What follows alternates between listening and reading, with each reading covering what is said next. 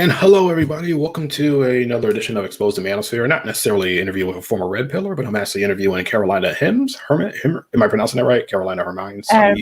Hermes. Okay.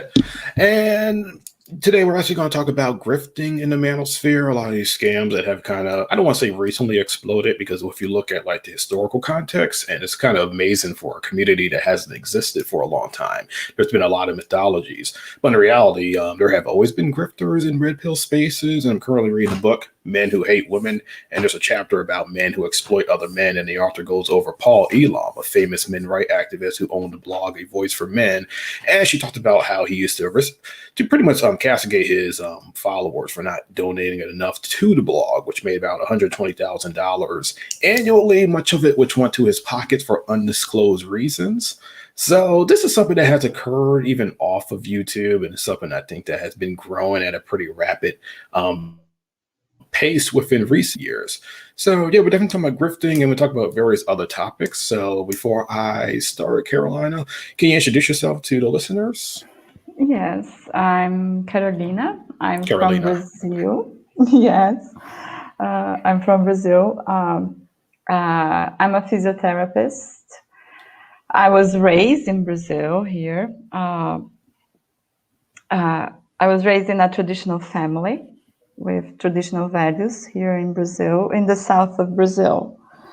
As I said, I'm a physiotherapist. I deal with people every day. You know, I usually my patients / clients, they look for better themselves, or they are hurt and they need some treatment for something related to movement. Okay. That's kind of great. And I did cover my first question where I was asked guests to tell us about yourself. So I'm kind of curious. So as a Brazilian, the manosphere is mostly a culture that exists in North America and Western Europe. So I'm curious, how did you find a space and what interests you in it? I find the manosphere by accident. You know, I broke up with a boyfriend I had, and I thought, oh my God, what is wrong? You know, then I Googled something, and it showed me one of these red pillar content creators, and I started listening to him. You know, and it led me to another content creator, and then to another content creator. It's not common here in Brazil, you know. The red pill is not a common culture here, you know, and that was how I found them. Okay, I'm kind of curious, who were those YouTubers? I found first Richard Cooper, and then he led me to the Redman group, and then all the others, and then Donovan Sharp, and then Borderline Dating, you know, because when I found them, it was the first time in my life that I opened my cell phone and I was on a live stream with a chat on. I have never before that I have seen that, and then I participated there, and it was a disaster, obviously, because I didn't pay attention that it was only men commenting there. And I, as a woman, I made a comment on the comment section, and oh my God, it was a disaster. And then it goes from there. Yeah, they tend to always tell people, because I'm a guy, the criticism isn't as harsh, but for women, it's much more vitriolic. Yes, it's for women, it's complicated. Okay, I'm kind of curious. What was your initial impression of these YouTubers when you first came across them? My family, during family gatherings, relationships between men and women were always a subject. During my father, cousins, mother, grandmothers, you know, so it was always a subject that I was always attracted to. And what attracted me was things that they were saying that my parents were talking about, you know, they had talked about. But for example, the they're not completely correct concepts, but they were just like a piece of the concept, you know. So that was what attracted me. Okay, because I remember I think you did an interview with George Bruno. Yes, I did. Okay, I haven't. I'll be honest. I only watched very little of him, so I don't really know a lot of his worldview. Yes, as he interviewed me there last year. Interviewed me. I started following him, and I started following him on Twitter also. Mm-hmm. I really liked his content a lot. He was. We interacted on Twitter. Then he was banned from Twitter, and he's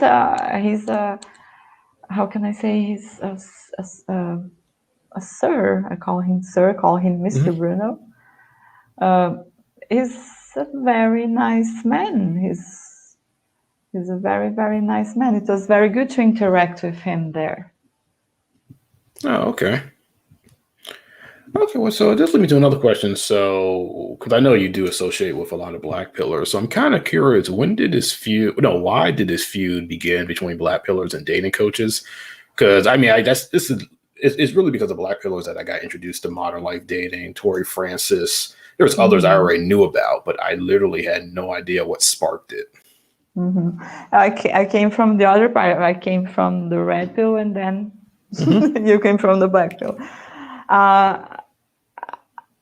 I don't know. I can tell exactly what started this scrutiny, because I call it a scrutiny. You know, I think I see the black pill community, the black pillars are scrutinizing these red pillars, or they're not even red pillars. They're scammers. There are these dating coaches. You know, from what I know from the black pillars is exactly the grift. They found the grift. There were people that they went there to the black pill commenting about the scams that they were happening.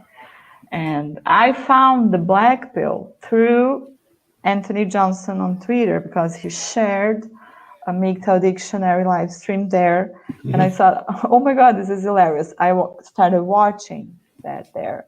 And that was how I found the black pill. I was never introduced to the black pill. I didn't even know the black pill existed, to be honest. You know, so from what I've been watching and talking to them, I can tell that it was from the grift that they were doing.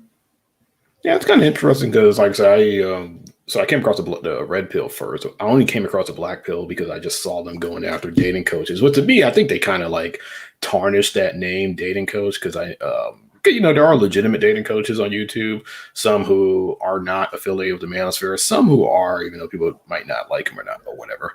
But it's really, a lot of them just sound like pickup artists, and they just use the word dating coach because there isn't as much stigma with that term, unlike PUA, which is totally just has a huge stigma attached to it. Yeah. I agree. They are actually the black pillars call them dating roaches, right? Oh yeah. Dating roaches, and but there is what these guys did. They took it the PUA and turned it into the red pill for relationships. They call it the PUA, the red pill for relationships. And it's not a coincidence that there is a guy that is a PUA, a man who makes money with it, that is confronting them as well. You know, because MLD, for example, stole his course. He stole a dead man course also. So these guys they take this and call it a different thing from what it is. So it starts with the name, so you can have an idea. Okay, yeah, because from my understanding, I think he stole it from Player Supreme. I had two people tell me that who don't even associate with one another, that that's where he got his content from. Yeah, from what I've heard, from what I know, from what people tell us and email us, text us on Instagram, it was from Player Supreme, and John Anthony as well. Mm-hmm. Okay, so I'm kind of curious. Did you start? That's when you started appearing on Black Pill panels after Anthony Drink Johnson shared something from MGTOW Dictionary. Yes, that was Okay. it. Okay, I that's when I first saw you. Yeah, probably, because that was when I found you as well. Oh, okay. When I found them, I found you too. Oh, okay, yeah. I thought you were like a Black Pill at first, but I didn't realize you was actually in the Red Pill community. Do you still identify as a Red Pillar? I don't. A Oh, matter okay. of fact, I've never identified myself as a red pillar, but I was interested in understanding them and the reason why they existed, And and my idea of the red pill is like the Easter Bunny telling men that there is no Santa Claus. It's they need fiction to deliver or to face reality or the truth.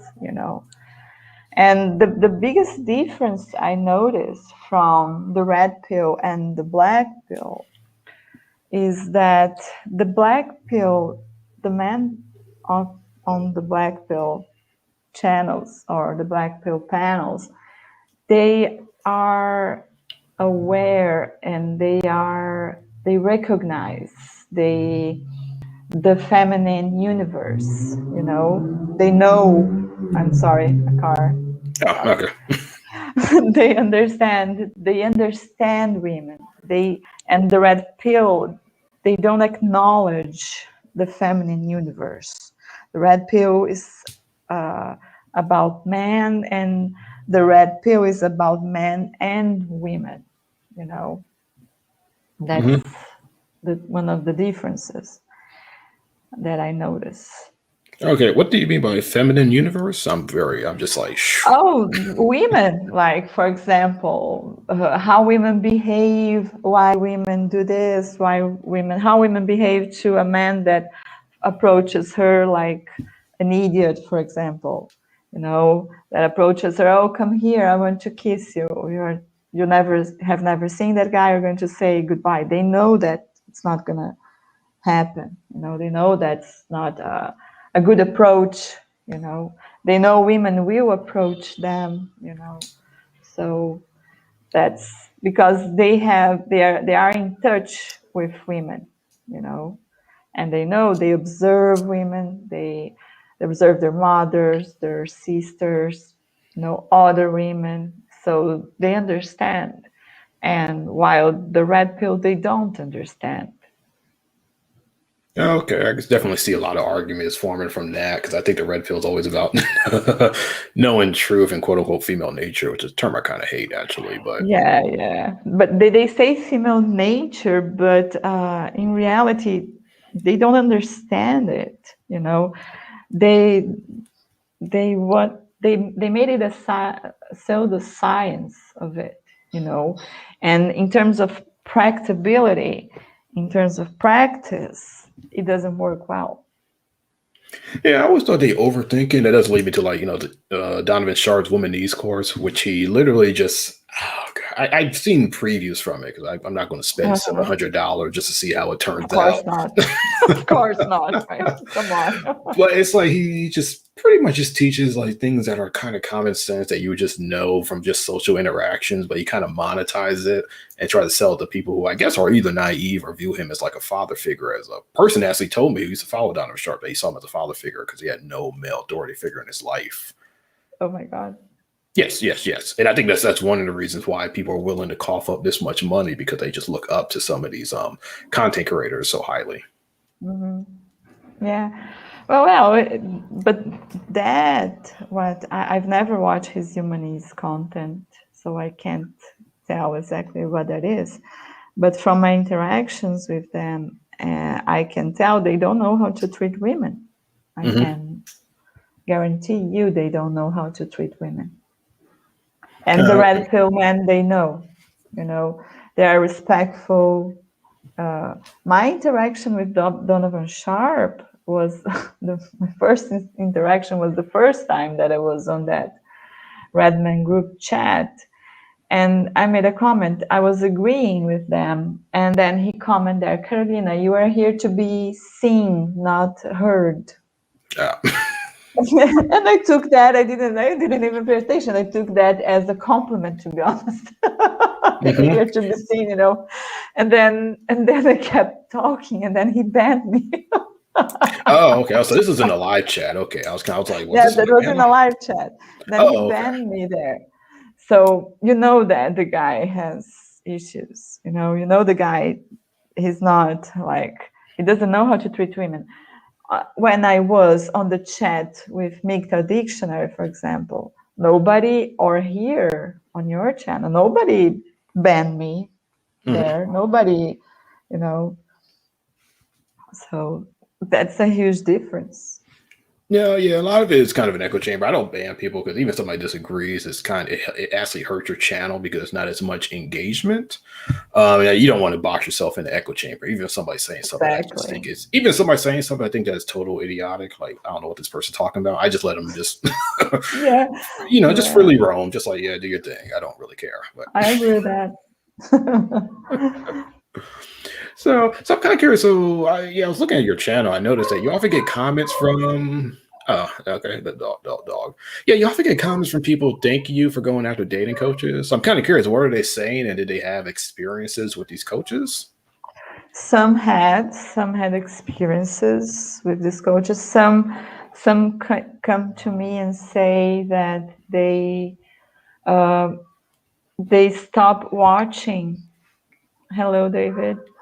They stopped watching the red pill, and their relationships improved, you know, in their lives with people they liked, not only with women, but also in their workplace, because they tell me that they were kind of cynical previously with the red pill, with that mindset, with that in their minds. So they're not necessarily people that were scams. I know some that were scammed by them that spent money, but mostly there are people that they were watching that and they, oh my God, like there's something wrong. And so they thank me because most of the people, people don't confront them, and I did. Mm-hmm. Yeah, I think one of the reasons it's kind of hard to confront them because I think you got to get their attention, and if they ban you, then you really just don't have much, at least public access to them anymore.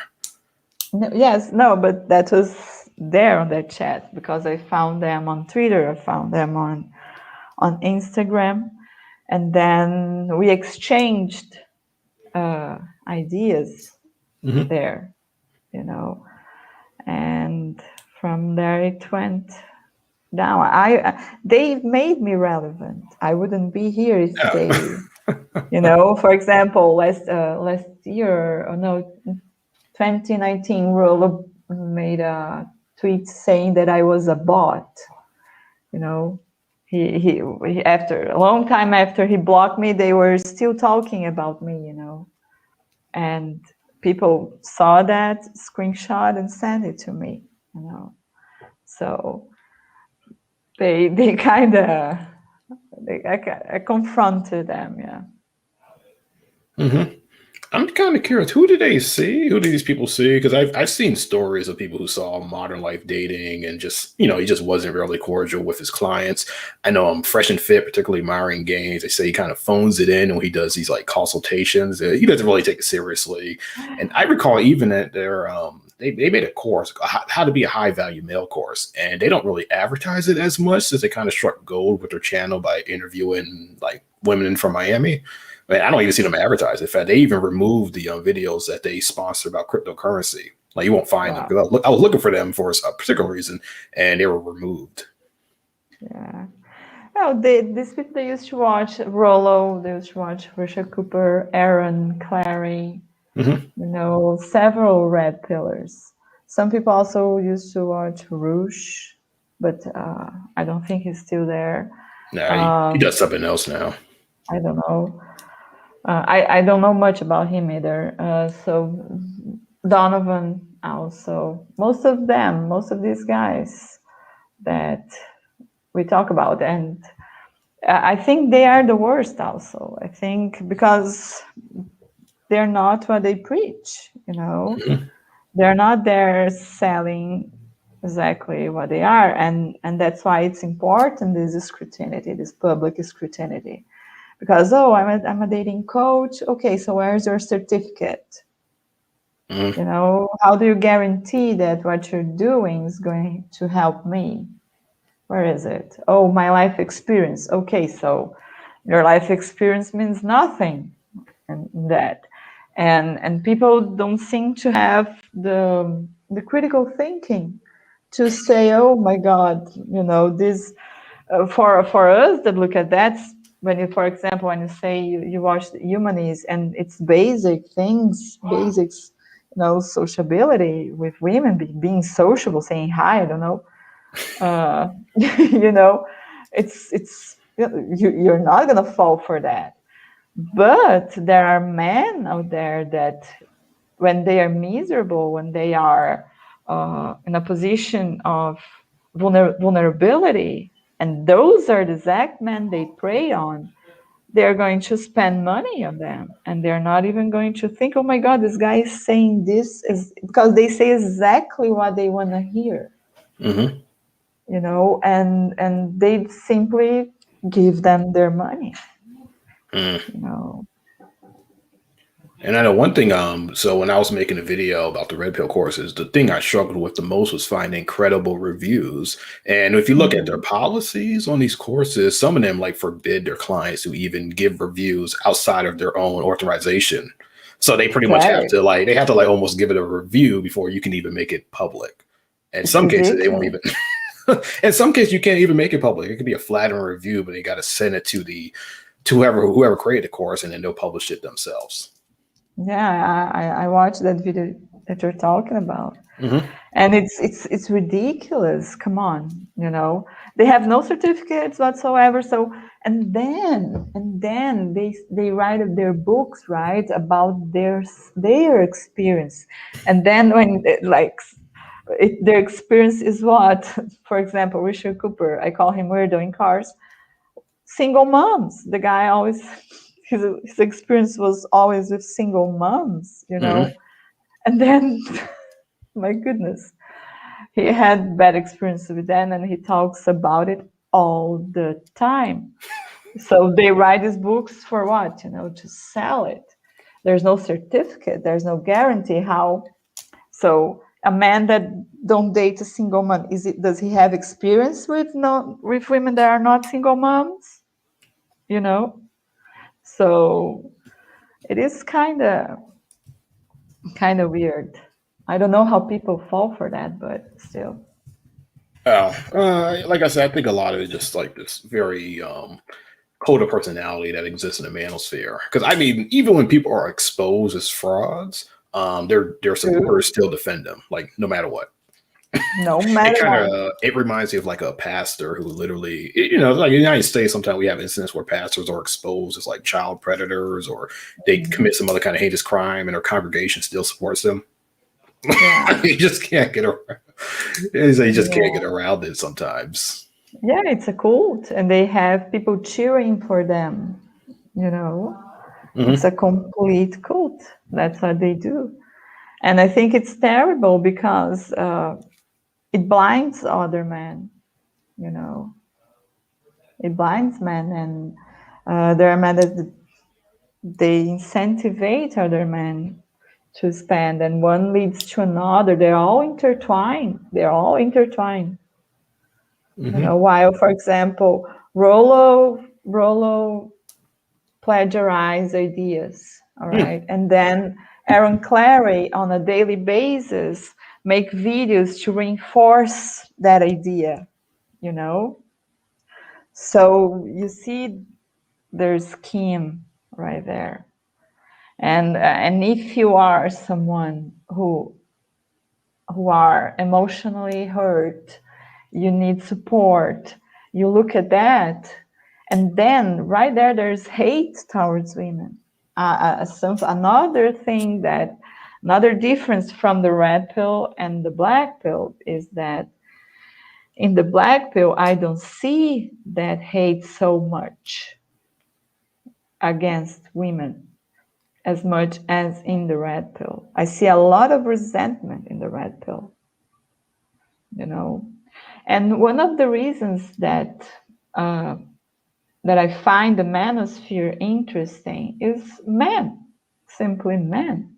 I don't know how men don't realize that, because throughout all my life, I've never seen men talking about women the way I see men on the internet talking about women.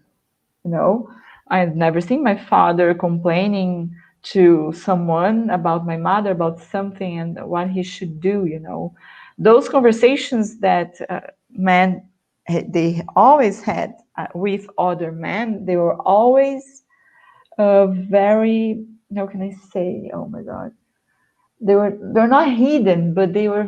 I'm missing the word in English. I'm sorry. They used to make it very. It was hidden. Let's say that it was hidden. It Or was private, like, you know. more private, way more private. And now on the manosphere, you can see men talking about subjects you thought men would talk about, and if you confront them, they would deny, and now they can't deny because they're there on the screen talking about it, you know. I don't know. I totally agree, actually. That does lead me to another question. I was trying to. Oh yeah, so yeah, I'm kind of. So I do want to revert back to another thing you said earlier about the modern day red pill just being a rebranded version of the pickup artist industry, which you made a video about, and that's kind of want you to elaborate on that a bit, because I made that argument in another video, but I credited a person who commented it on a video I did who actually said that and kind of wanted a detail of like the links. Yes, a friend of mine made a comment to me, and he explained me what happened with the PUA, because the PUA was banned. It was corrupted because it was related to some sexual assault or something. And then, of course, I had to learn a little bit about the PUA to make that video. And when I looked at that, I said, oh my God, this is what they're doing. And for example, Ryan Stone, he used to call himself a former PUA. There was a time when Rolo was doing his live stream, and I was in the comment section. I was pressuring him in the comment section. And then I was looking at her, aren't you ashamed that you lead men to a ditch? And he said, I have always been an artist. I've always been a pickup artist. So he says that right there, you know. And I doubt that he was ever a pickup artist. That guy was never a pickup artist. When you start reading about it and you start looking what these guys do, it's impossible not to connect one to the other. You know, it's impossible because Troy Francis is another one. You know, they sell pickup artistry and call it the red pill, and it's not correct to do that. It's unethical, because even though PUA is correct or not, it is creepy. I agree with you, Latoya. It is creepy, but you know, it is unethical to do that. And there are guys out there, you know, that, for example, John Anthony is one of them. The guy, he makes money with that, you know, and he's confronting all of them. Hi, MD. Thank you very much. Yeah, I call them out. Yeah, that's true. Now I'm kind of that does lead me to a question. I was going to put this to the end, but I'm kind of curious because I know lately black pillars have kind of aligned themselves with like John Anthony lifestyle and Anthony Johnson. And I mean, I get why, but one of my criticism with that is that some of those same individuals are also kind of problematic themselves, even though they are exposing other problematic individuals. Mm-hmm. So I wanted to have like kind of concerns about that because that's just something that kind of like confuses me a bit. I know John Anthony lifestyle to me, he's kind of questionable. The whole, he slept with over Mm-hmm. 1,000 women. He's a PUA, right?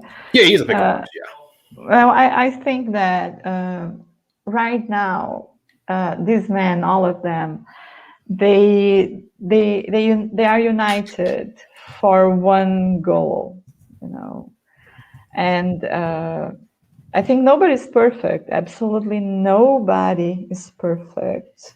I think everybody has flaws, and I don't know exactly his pickup artistry is, or if you see, everybody has a past, Mm-hmm.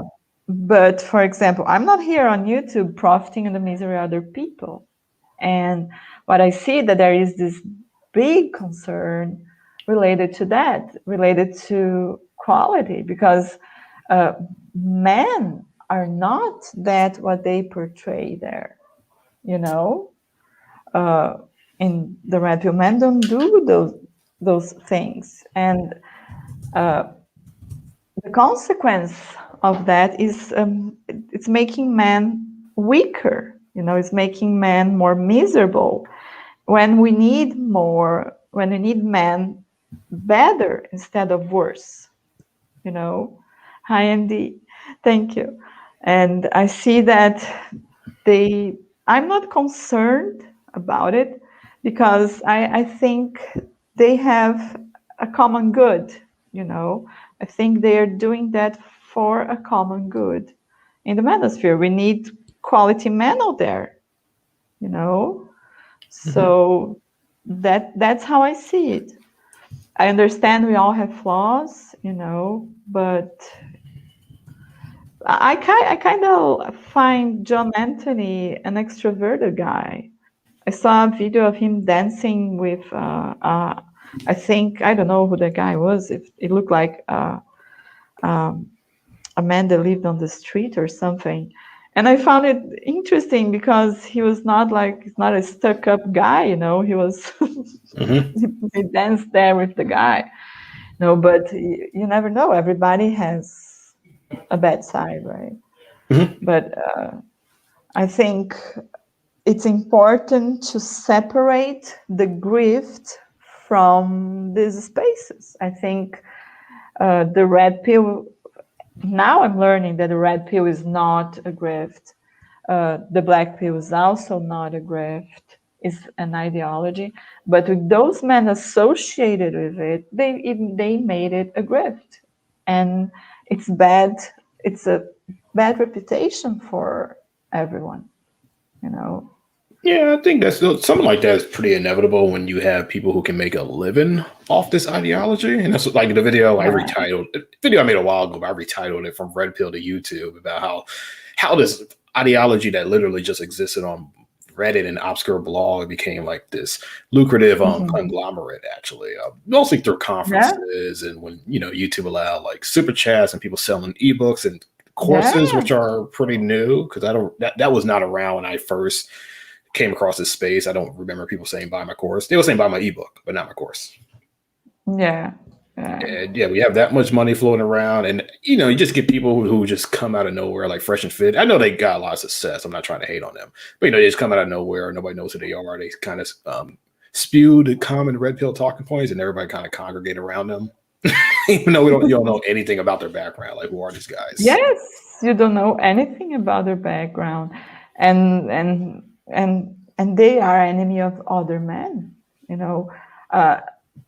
I've watched the whole thing that happened with the 21 convention, the whole rupture from these guys to Anthony Johnson. And when I saw at first I saw only their side, and they were, oh my God, Anthony Johnson is this evil man and blah blah blah, and I'm not going to his conference anymore. So and then oh my God, what's happening? And I took their side. But when I was there, I started noticing a behavior from those men that I disapprove. And that was what made me open myself to this other side and to questioning them, because if you're a man and a respectful man, you're not gonna go on YouTube and slander other men or slander their their work, because how can I like the 21 convention. I think it's important to have conventions where men meet together to exchange experiences. I'm not against that. I am, however, against all the grift. I'm booking book a consultation with me, and I don't know. Apparently, it's $35 a minute. Is that right? Richard Cooper pays $33 a minute. I don't know. Like, yeah, $33 a minute. Oh, come on. No, that's ridiculous. Come on. Like, give me a break. Mm-hmm. And that has to be exposed. Yeah, I agree. I mean, there's some things I didn't agree on. 21 Studios, I've listened to them, and I mean, I know I'm center left, so my ideology doesn't really align with theirs. And they might talk about fatherhood, which I think is actually kind of important, but then they do kind of go into these like typical red pill talking points that either I just find very like generalizing or just a little, too fringe for me. It's very general. They generalize a lot. Yeah. But I think it's important that men get together. No, I do agree with that premise. That's the thing, because when men meet other men, they exchange their experience. They meet. They are in contact with each other. And that's socializing. And I think that's very, very important. I give credit to Anthony Johnson because of that. Some things that are said that I don't know. I haven't watched everything. I agree. Other things I disagree. But I think it's interesting. I think it's important. Okay, let me play devil's advocate, because I usually like the 21 Studios and the conventions they put together. So playing devil's advocate, is that any different from the convention Donovan Sharp is putting together, which I think is CME? I can't now remember what the acronym stands for. I think not. I think it's different. Because here's the thing. They are the 21 convention rejects, and then they are making their own, so everybody already knows that they are scammers. Like, as you've mentioned, you watch a Donovan Sharp Woman's video, it's common sense, so there's it has nothing to do with excellence of men there. It has to do with money, and that's all. Okay. We have one. I don't know if you want to answer this. It seemed kind of appropriate. So, which red pill YouTubers have sent you DMs? Oh my God. Well, there was MLD sent me DMs. Rhinestone. Let me see if I remember. Aaron Clary, definitely. Maybe there are others that I don't remember at the moment. But mostly those. I started following them on Instagram, and they text me. They DM me. Okay, more like what? Just about YouTube stuff, or? Oh, thank you for the follow and blah blah blah. Starting. Oh, okay. Breaking the ice. Mostly breaking the ice. Okay, interesting. I don't know why. I don't know what he was expecting to get out that answer, but okay. That question I meant. No, but yes, they sent that, and on Twitter also on Twitter. Okay, well, yeah, because that's funny. You asked that. I did have a question about that. Have you been in contact with these dating coaches? And I only asked that because I heard like some people's interaction with dating negative. I asked them advices, I asked them for advices, and they gave me horrible advices. MLDs, yes, sir to God. MLD, do you know what was that MLD's advice for me? His advice was focus on getting married. That's the advice. Mm-hmm. Like, okay, I'm going to sit now and mentalize getting married. Like, come on, like, it's ridiculous, you know. Mm-hmm. That's kind of interesting about the generic advice, because I've always wanted Totally to generic. like book a consultation just to see what they would say. And I just can't spend the money, because the cheapest one I've ever saw was Darius MGTOW, who charged like $70 for 30 minutes. But I don't know what you're gonna say that's gonna be like groundbreaking to me. They will never say anything groundbreaking to you. They will give you generic advice. And I never paid for them. Mm-hmm. They never charged me. They gave me free advice. Rolo, for example, I used to ask him for advice on Twitter, and he used to give me free advice publicly on Twitter. Mm-hmm. That's kind of interesting, 'cause I've seen a few live streams from Modern Life Dating, who does like I forget what day of the week he does it, but it's like free consultations, and he just does not blow me out the water. He just says some very basic stuff, and I'm just thinking, I'm like, that would have to translate into those private consultation where people may pay you like $100+ for like 30 minutes or an hour. It's ridiculous, yeah, but that's it. And do they show the path? I doubt. And they themselves don't know what they're doing, you know. They don't know what they're doing, to the point that there are men that are resented, you know.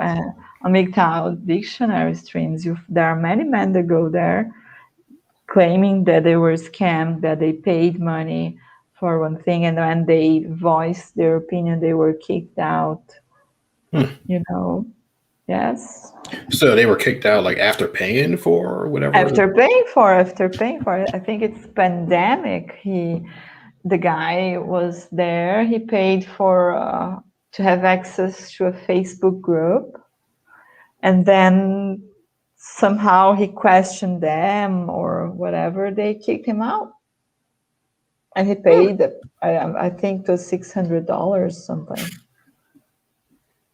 Oh wow! I could definitely. It reminds me. So I don't tell people this because like it was, it's private. One time, I got a DM from like the one of the creators of the Incel blog, and I was kind of shocked. I'm like, oh, you watch my stuff, but he felt the same way too. He just felt like a lot of these guys were like PUA 2.0. Yeah. In terms of like building, like, it's not as big as PUAs, but you're not having these massive like conventions or conferences where you have like hundreds of people attending, but they are kind of like building this army of like very like frustrated men who went to them and just felt ripped off. But that's exactly what happens. Mm-hmm. They were ripped off. For example, their advice is don't buy her dinner, bro, but buy my course for $2,000, right?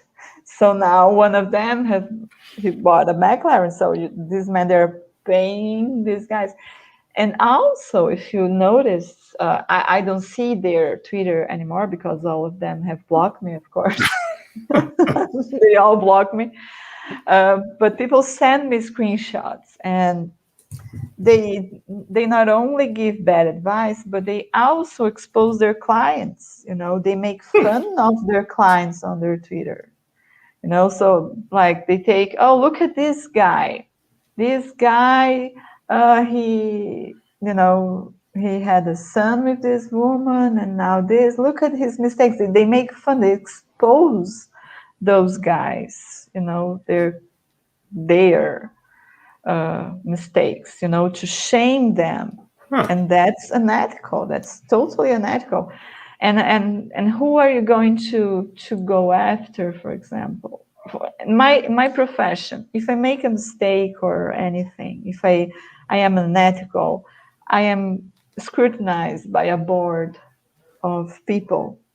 They will judge me if my behavior was ethical or unethical, and that will be posted on my license. That will be shown on my license, because she has this unethical problem here, blah, blah, blah, this process or whatever. And these men, they do that, they expose that publicly, and make fun of other men while they are miserable, who is going to judge those guys? You know, it was missing. So I think the black pill guys are doing that, and I take my hat off for them. I give them credit for doing that because nobody was doing it. Okay. I see Boomer Summer have a question. I'll get into that before there's one other question I have. So, because I've watched some of the MGTOW dictionary stream, so I know you got to try to be like persuasive, but sometimes I was wondering because I know there's sometimes you guys do make like some homophobic, transphobic jokes. So I want to get like, can you fairly critique them without like making some subscribers feel a little weird for following them? Because sometimes I know you don't want to make subscribers feel like they were like duped. But can you kind of critique him in a fair way that is like more, I guess, engaged on more open and fair dialogue? Yes. For me, I'm going to tell you that I think MLD is gay, yes. I'm not trying to be homophobic here. It's just my opinion, you know. Mm-hmm. I think they make jokes, of course. They're on the panel, but in the case of MLD, no, MLD, there's a big problem there. Mm-hmm. Yeah, I just never really, that's stuff I don't really like. Yeah, I guess when I'm critiquing somebody, I just go after their argument. I just never really, I mean, unless their personal life is contradicting what they're saying publicly, then I think it's like kind of fair game. Like, Donovan Sharp, who said he lived in Las Vegas and slept with nothing but 8, 9s, and 10s. Oh, yeah. What a joke, right? Yeah, but then he's the only one that believes in that delusion. That's a complete delusion. Mm-hmm. Yeah, something like that. And then I'll be kind of skeptical. I'm like, wait, what? Yeah, as if, right? Okay. No. So Boomer Summer's our first question from the listener. Boomer Summer has a question. I got a question for Carolina. What do you think about red pill dudes going to Brazil to get sex? And what would happen if they brought the girl they met in Brazil back to the States? I think that if they come here to have sex, sex only, they wouldn't bring them back there. They would come here, have sex, and go back. But if they get a relationship with them and they bring there to the United States, I don't understand. I think that they come here probably to find what they don't have there. And one of the things is that social life that we have here, because we are party animals here. So I think that doesn't happen there. We have beautiful places. We have our seashore is very beautiful. And we have many parties here in those places.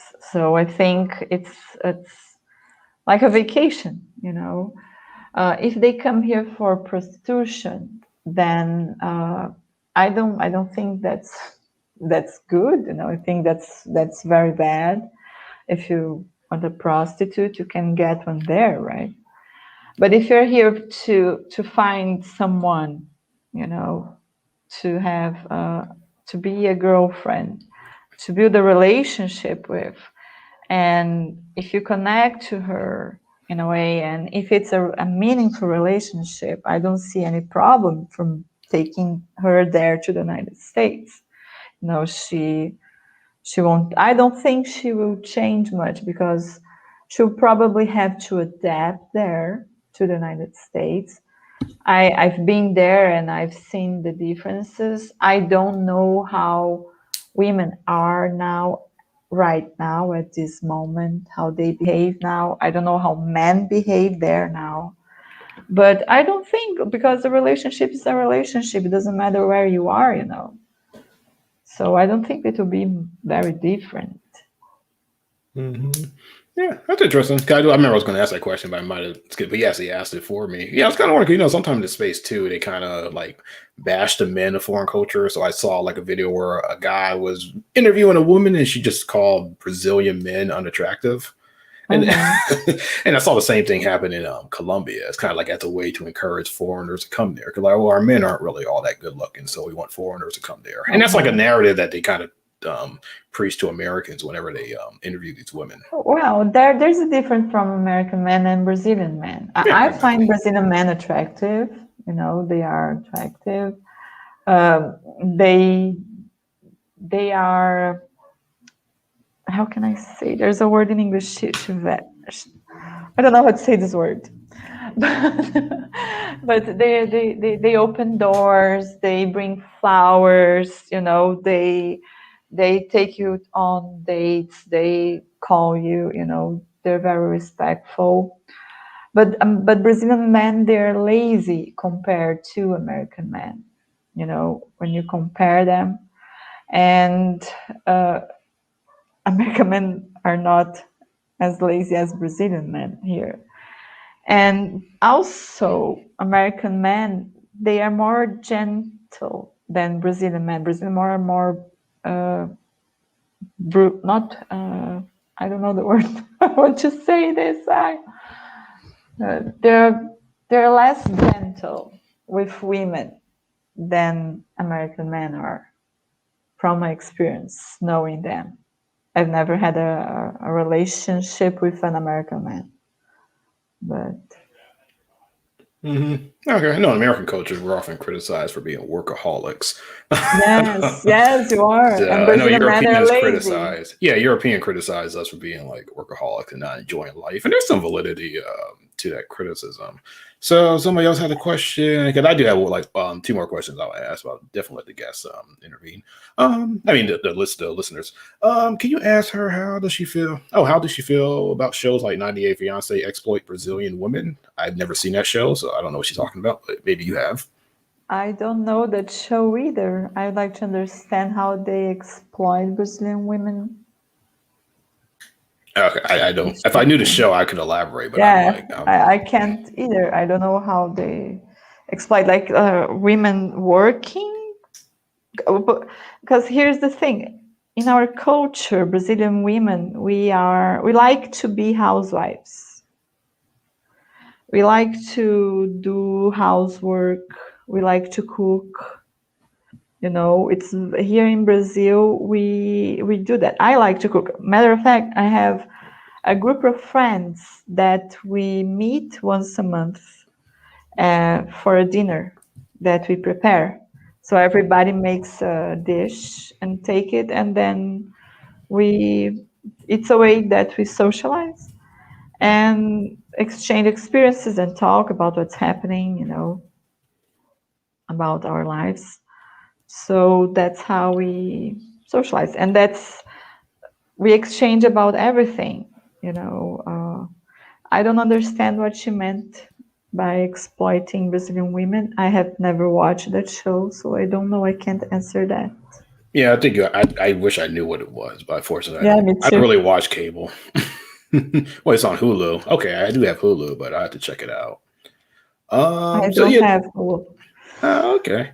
So yeah, there's one question I want to ask. Oh yeah, who do you think is the worst grifter out of all the dating coaches? I have opinion, but I want to hear yours first.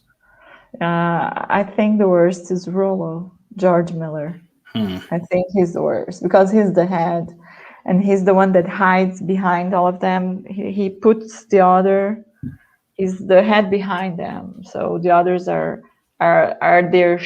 his shield. He's shielded by them. So he's definitely the worst because he's a hell of a coward, to be honest.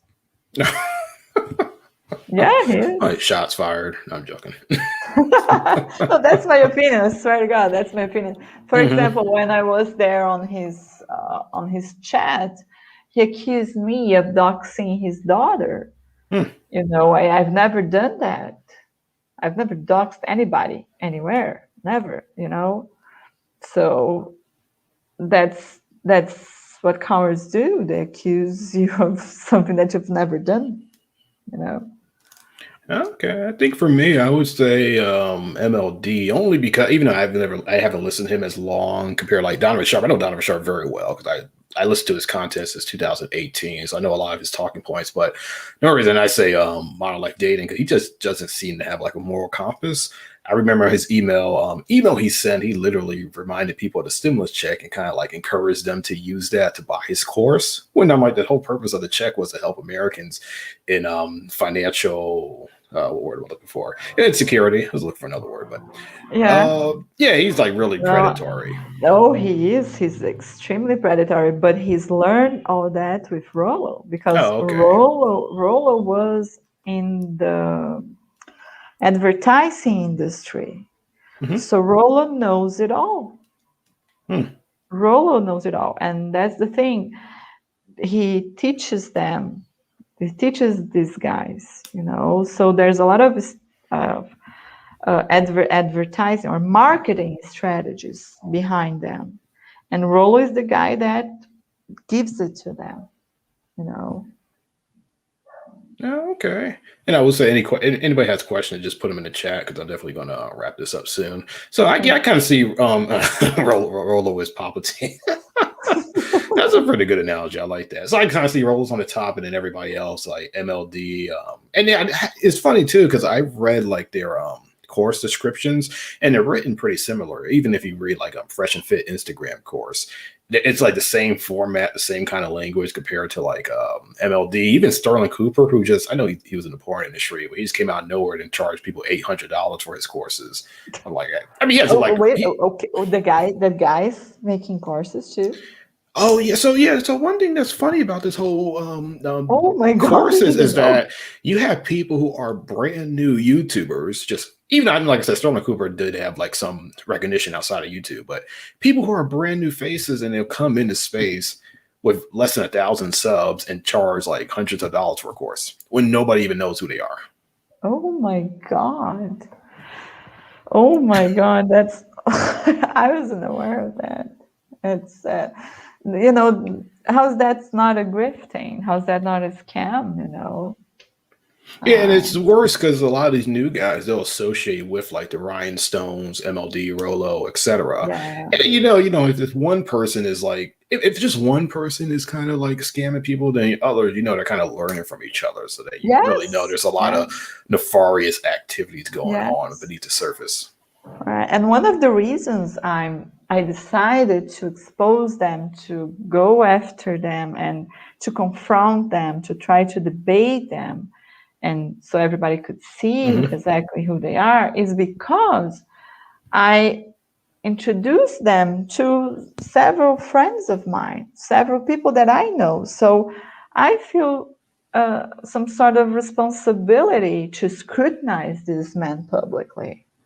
You know, you had value to add, so show us, so give us this value, you know. It has to have value. And where is it, you know? Interesting. And I highlight this comic of David Lewis. I think the Black Manosphere right now is riddled with grifting now. I got to say, not at the same rate compared to the larger Manosphere, because there's just not as much money in the black sector compared to the bigger sector. And I know I don't count like Fresh and Fit and Donovan Sharp as like the Black Manosphere. They're kind of like more in the larger one. Black Manosphere tends to be more like super chats, or just kind of berating their subscribers to send cash apps, or sometimes shutting down a live stream but they don't get enough donations. That's been going on for years, actually. Yeah, that's true. I think there's a question. Yeah. Oh yeah, Monel, a question for Carolina. How would Brazilian men perceive the red pillars and their talking points? Brazilian men, when I tell them about the red pill and all that, they laugh. Their first reaction is to laugh. They say, "Oh, this is ridiculous. I can't believe that." That's how they perceive. They perceive it as utter BS. To be honest, that's how they see it. And because here in Brazil, men, they hang out with each other, they go out with each other, you know, and that's what they do. That's how they perceive it. Their talking points is they're like, oh my God, as if they knew women. Apparently, these guys know nothing about women. apparently these guys are not smart.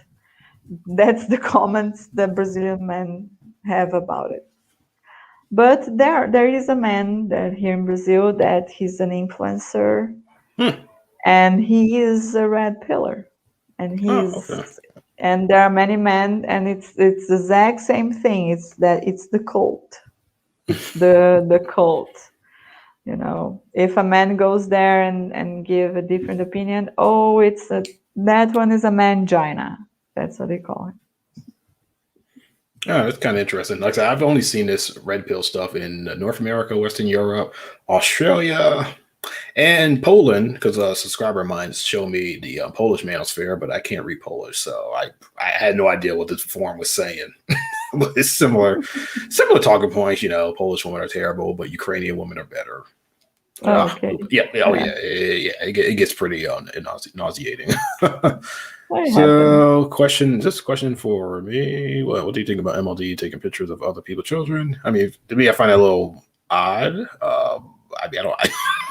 Because I've worked with children before, and I know the rules of like photographs of children. Usually, you just don't do it, or if you do it, you have to blur faces. No, I've seen that. That's just kind of odd. But I think, MLD is in a person. He's from the state. I don't know where he's from in the United States, but I know he immigrated to Japan for. I don't know what did he immigrate to Japan for? Nobody really knows, but he I don't know if he still does that. He still does that. He used to teach English in a Japanese school there. Oh, okay. It's kind of weird to me. So Cutie Kitten, do you think that red pillars are abusive and toxic to women? I have had experience with them, and they seem to harm each other and women with their mentalities. I think it depends on the woman. I think, for example, they try to abuse me, but I've never put myself in the position to feel abused. They attack me all the time. They call me fat, ugly, and old. What do you say? Until you catch a flight, and blah blah blah. And all that. So, but I don't care. I don't listen to them. I have my own opinion about myself. I don't need their validation. But I think if you are a woman if you have a relationship with a guy like that, you're definitely gonna be emotionally hurt because they don't try to have meaningful relationships, and it's a conditioned behavior from them to do, game your wife, do, nag her, so, and that can hurt a woman, most definitely can. Yeah, I agree. And in the black sector, they'll tell you to catch a flight. I mean, that stuff cracks me. That's why I had to make 3 songs from it. I'm like, man, you gotta say that a lot. And that was I can't pronounce your name. You use the name, but he said, "What do you both think of the way these red pill guys talk to their fans when they open up phone lines? They often call wounded man losers and then pitch their chorus." I've seen a few of those incidents where they'll open the phone line. Sometimes they might berate the person who's actually kind of young and doesn't have much experience, and that's one reason why I said I never saw the point of a consultation, because they never said anything that I have never heard before. But no, I don't really think most of them have a lot of respect for their subscribers. I think there's a lot of egocentrism in this space, egocentric individuals in this space, I should say. Yes, they are. I agree with you. I think they ridicule the men that are there looking for help publicly on the calls. I've seen several times. They are very aggressive sometimes when the men say a different thing, and that's I agree with that statement. They often call wounded men losers. That's I completely agree with that. Mm-hmm. And so we are a little over an hour. I'll end with the question I ask all my guests. Do you have any last words for everybody listening? I think regarding the manosphere, the red pill, the black pill, I would tell everybody, try not to use it as an ideology, and don't be part of a cult. Always question yourself. Think before buying a course. Go look for people that have done that, people that were mentored by these men, for example, and see what happened. Do a little research before entering there and spending money or open themselves up publicly, because this is the internet and everybody's watching. So sometimes it will stay there forever, sometimes not. But be careful what you expose yourself there, protect yourself in that sense from these grifters. That's what I would tell them. Okay, I think that's fair. And Caroline, I really enjoyed this conversation. I enjoyed everybody who watched, and I'll be doing this next time, likely on Thursday, but I'll be interviewing Nama Case of the Incel Project. So she's a journalist, and we're actually going to talk about her works. We agree to do it on Thursday. And then I'll take a break because my 30th birthday will be approaching next Saturday. Awesome. That's pretty cool. Congratulations. I hope you party a lot there. Yeah, I'm definitely leaving the state. I got to get out. So yeah, I'll be taking a break from YouTube after that interview because I won't be in town. And also, I got fully vaccinated today, so now I feel better that I can, leave and see family and whatnot. You're free now. Oh, well, I wish you a happy birthday. And then you have a lot of fun there. And take a good rest from YouTube. And I'll be waiting here when you come back. Okay. Other than that, I don't have anything else to say. And I hope everybody have a good night and a great week. Bye-bye.